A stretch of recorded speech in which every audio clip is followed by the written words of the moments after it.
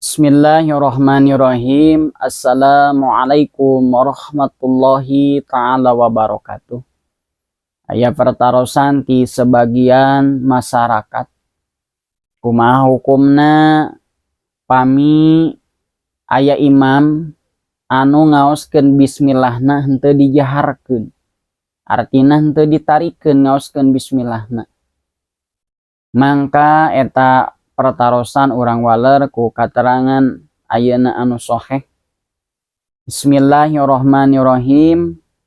Qala an-nasu sholaitu khalfan nabi sallallahu alaihi wasallam wa khalfa Abi Bakrin wa Umara wa Usmana fakanu la yajharuna bi bismillahirrahmanirrahim. Ieu hadis diriwayatkeun ku Imam Ahmad sareng Imam An-Nasa'i. Qala an-nasu nyarioskeun Imam Anas, sholaitu khalfan nabi sallallahu alaihi wasallam. Sholaitu salat kaula khalfan nabi dina sapengkeureun Kangjeng Nabi Muhammad sallallahu alaihi wasallam. Wa khalfa Abi Bakrin wa Umara wa Usmana.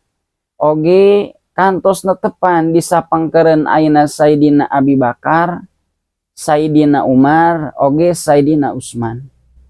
Pakanu mangka kabuktian ti kawitan Kangjeng Nabi, oge Sayyidina Abi Bakar, Sayyidina Umar, Sayyidina Usman la yajharuna bi bismillahirrahmanirrahim.